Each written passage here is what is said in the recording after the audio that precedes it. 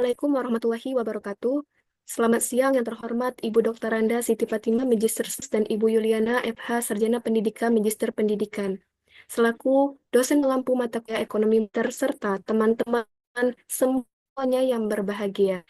Alhamdulillah, puji syukur atas kehadiran Allah Subhanahu wa Ta'ala yang beri nikmat berupa kesehatan sehingga kita semua dapat mengikuti perkuliahan online hari ini. Salawat dan serta salam selalu kita junjungkan kepada Nabi besar kita Muhammad Sallallahu Alaihi Wasallam. Semoga kita nantinya mendapatkan syafaat beliau di yaumul akhir nanti. Baiklah, perkenalkan nama saya Desta Handayani selaku moderator yang akan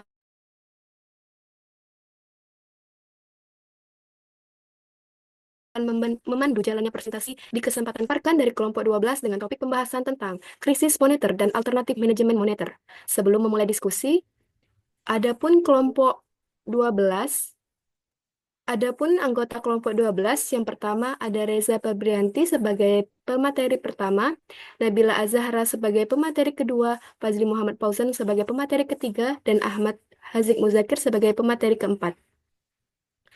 Ada beberapa rangkaian kegiatan presentasi siang hari ini. Pertama, sesi pembukaan, kedua, sesi pemaparan materi, ketiga, sesi tanya jawab, keempat, tambahan dari dosen pengampu mata kuliah, dan terakhir, sesi penutup. Tanpa menunda waktu lagi, langsung saja kita masuk di sesi pembukaan.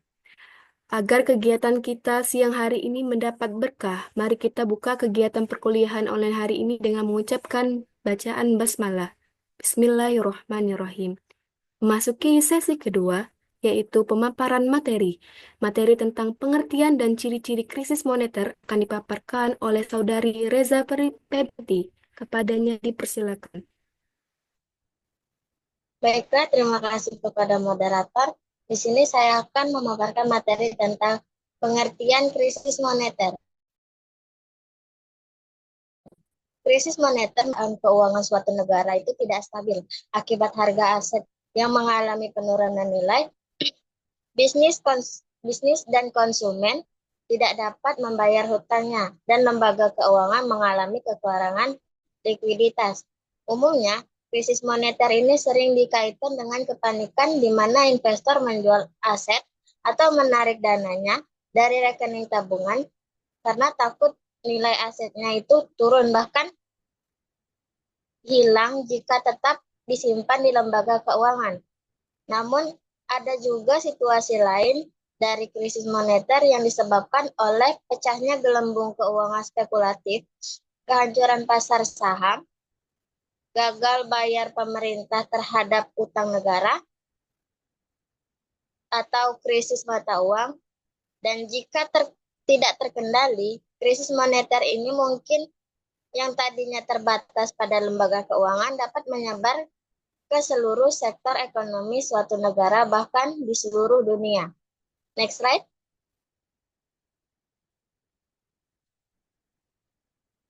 Nah, yang selanjutnya yaitu ciri-ciri krisis moneter. Itu ada 4. Yang pertama itu jumlah utang luar negeri yang lebih besar dibandingkan pendapatan negara. Dan yang kedua yaitu negara mengalami inflasi yang tidak bisa dikendalikan, misalnya seperti harga pokok yang melonjak naik dan menyebabkan mata uang kehilangan nilainya. Dan yang ketiga yaitu kurs pertukaran mata uang tidak seimbang. Dan yang terakhir yaitu tingginya suku bunga yang melebihi batas wajar. Baiklah, hanya itu saja yang bisa saya sampaikan. Saya kembalikan kepada moderator. Baik, terima kasih kepada Reza atas pemaparan materinya. Selanjutnya yaitu faktor penyebab dan dampak krisis yang akan dipaparkan oleh Saudari Nabila Azahra. Kepadanya dipersilakan. Oke, baiklah. Terima kasih kepada moderator atas kesempatannya. Saya akan menyampaikan materi mengenai faktor penyebab terjadinya krisis moneter. Krisis moneter dapat terjadi jika lembaga atau aset dinilai terlalu tinggi dan dapat diperburuk oleh perilaku investor yang tidak rasional atau panik. Misalnya, serangkaian aksi jual yang cepat di pasar modal dapat mengakibatkan harga saham jatuh sehingga mendorong investor membuat saham atau melakukan atau melakukan penarikan tabungan dalam jumlah besar ketika rumor kegagalan bank. Ada beberapa faktor yang turut berkontribusi pada krisis moneter, yaitu kegagalan sistemik, perilaku investor atau pemodal yang tidak terkendali, insentif untuk mengambil terlalu banyak risiko, ketiadaan atau kegagalan peraturan, atau efek domino yang menyebabkan krisis menyebar dari satu lembaga ke lembaga lain, bahkan antar negara. Next slide. Selanjutnya, mengenai dampak krisis moneter. Yang pertama, perusahaan mengalami kebangkrutan. Akibat krisis moneter, banyak perusahaan yang mengalami kebangkrutan karena tidak mampu membayar utang dan kekurangan bahan baku impor. Pasalnya, krisis moneter adalah kondisi yang membuat perusahaan harus membeli bahan baku dengan mata uang asing karena nilai rupiah menurun. Secara tidak langsung, hal ini akan mendorong perusahaan untuk mengurangi tenaga kerja sehingga kemiskinan pun akan meningkat. Yang kedua, bank mengalami krisis keuangan. Turunnya nilai rupiah juga berdampak pada bank yang mengalami kredit macet dan memicu terjadinya kegagalan bisnis serta utang. Hal ini tentu merugikan masyarakat karena bank telah kehilangan fungsinya untuk menjadi tempat penyimpanan uang yang aman. Kemudian yang ketiga, terjadi kerusuhan nasional. Krisis ekonomi yang semakin parah akan membuat gejolak politik semakin meningkat dan memicu terjadinya aksi demonstrasi besar-besaran. Korban-korban tidak jarang hal tersebut juga bisa menyebabkan kerusuhan dan jatuhnya korban-korban yang tidak bersalah. Mungkin itu saja materi yang dapat saya sampaikan. Saya kembalikan kepada moderator. Baik, terima kasih kepada Saudari Nabila atas pemaparan materinya. Selanjutnya pemaparan materi tentang dampak negatif suku bunga yang akan disampaikan oleh Saudara Pazli. Kepadanya dipersilakan. Dampak negatif suku bunga dalam manajemen moneter. Usaha-usaha mengatur komponen money demand atau mengejar money moneter melalui suku bunga cenderung memperkecil money demand untuk kegiatan-kegiatan pemenuhan kebutuhan pokok dan investasi yang produktif dan cenderung memperbesar money demand untuk kegiatan-kegiatan yang non-produktif dan spekulatif. Suku bunga yang tinggi dapat memberikan beberapa dampak negatif bagi perekonomian. Ketika bank sentral menaikkan suku bunga, biaya pinjaman untuk individu dan bisnis meningkat. Hal ini menyebabkan penurunan pada konsumsi dan investasi. Hal ini dapat memperlambat pertumbuhan ekonomi secara keseluruhan karena bisnis menjadi enggan mengembangkan usaha dan mengkonsumsi pengeluaran mereka. Tingginya suku bunga juga memberikan tekanan pada debitur yang memiliki hutang dengan bunga mengembang, seperti kredit perumahan atau kartu kredit. Pembayaran cicilan bulanan menjadi lebih besar, mengurangi pendapatan yang tersedia untuk kebutuhan lain dan potensial menyebabkan kenaikan kredit macet. Bagi pemerintah, suku bunga tinggi meningkatkan biaya pembayaran utang publik yang dapat mengarah pada defisit anggaran yang lebih besar. Suku bunga tinggi juga dapat memperketat nilai uang domestik yang meskipun menguntungkan untuk impor, namun merugikan sektor ekspor karena produk lokal menjadi lebih mahal di pasar internasional. Situasi ini dapat memperburuk defisit perdagangan dan mengurangi sumber daya saing global dari industri dalam negeri.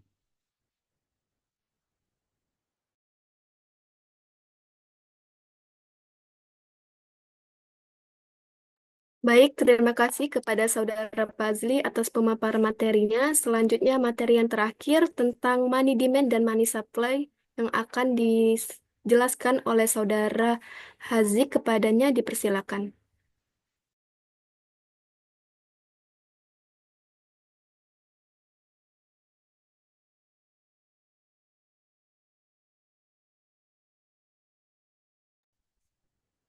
Baik, di sini saya akan menjelaskan tentang money demand.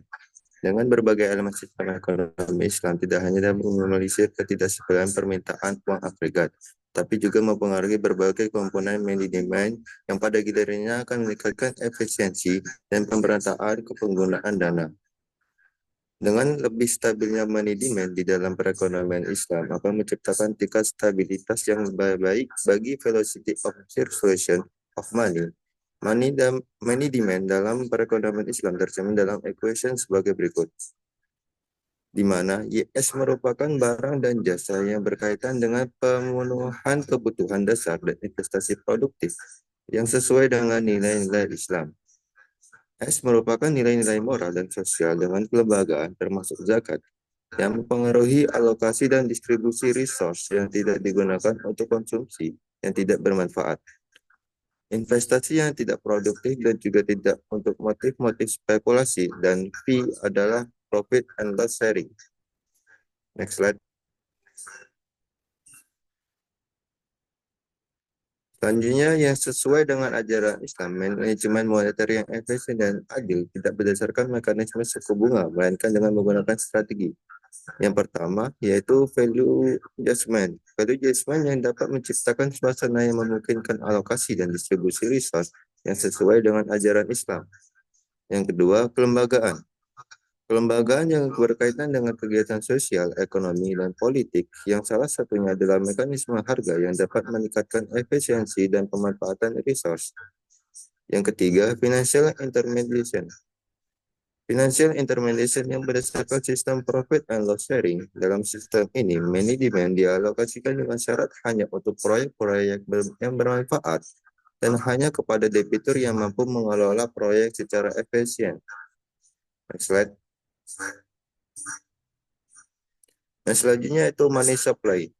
Ketika money demand selalu dikaitkan dengan kesejahteraan masyarakat dan pembangunan, diharapkan money demand akan stabil. Selanjutnya, perlu diperhatikan bagaimana menggiring agregat money supply bertemu dengan money demand, sehingga terjadi equilibrium. Hal ini penting untuk diperhatikan karena dua instrumen utama dalam manajemen moneter sistem kapitalis, yaitu dan operasi pasar terbuka yang mengandung suku bunga yang tidak dapat dipakai dalam ekonomi Islam. Selanjutnya yang perlu diperhatikan adalah bagaimana mengalokasikan money supply sehingga penerapan tujuan-tujuan ekonomi dapat berlangsung dengan baik. Di dalam mencapai pertumbuhan money supply yang sesuai target, diperlukan instrumen-instrumen yang digunakan oleh bank sentral untuk menciptakan keselarasan antara pertumbuhan money supply yang ditarget dan yang aktual terjadi. Oleh karena dekatnya hubungan antara pertumbuhan kredit dengan pertumbuhan MQ dengan hedge forward money, maka bank sentral berkewajiban untuk mengatur dengan ketat pertumbuhan MQ. Next slide. Mungkin itu saja yang dapat saya sampaikan. Saya kembalikan kepada moderator. Terima kasih kepada Saudara Hazik atas pemaparan materinya. Baiklah, baru saja kita semua menyimak penjelasan dari para pemateri. Terima kasih kepada seluruh pemateri yang telah menjelaskan materi dengan luar biasa. Selanjutnya, memasuki sesi tanya-jawab. Adapun peraturan sesi tanya-jawab kali ini, kami memberikan kesempatan hanya 3 pertanyaan saja. Untuk para teman-teman semuanya, jika ada pertanyaan, silakan ditanyakan di forum diskusi. Dan jangan lupa juga dipersilahkan kepada peserta lainnya jika ingin menanggapi, menambahkan, dan menyanggah. Baiklah teman-teman semuanya, sesi tanya-jawab sudah berakhir. Kami ucapkan terima kasih kepada seluruh penanya. Kini melanjutkan ke sesi berikutnya, yakni masukan dari dosen pengampu mata kuliah kepada yang terhormat Ibu Yuliana, disilakan. Teman-teman semuanya yang selalu berbahagia, kelompok kami telah menyediakan sebuah studi kasus untuk dianalisis mengenai BPS sebut deflasi 4 bulan berturut-turut pernah terjadi saat krisis moneter 1998 dan krisis ekonomi 2008. Pertanyaannya, yang pertama, bandingkan dan bedakan dampak deflasi pada krisis moneter tahun 1998 dan krisis ekonomi tahun 2008 terhadap perekonomian Indonesia. Pertanyaan yang kedua, jelaskan strategi apa saja yang dilakukan pemerintah Indonesia dalam mengatasi deflasi selama 4 bulan berturut-turut pada krisis moneter 1998 dan krisis ekonomi.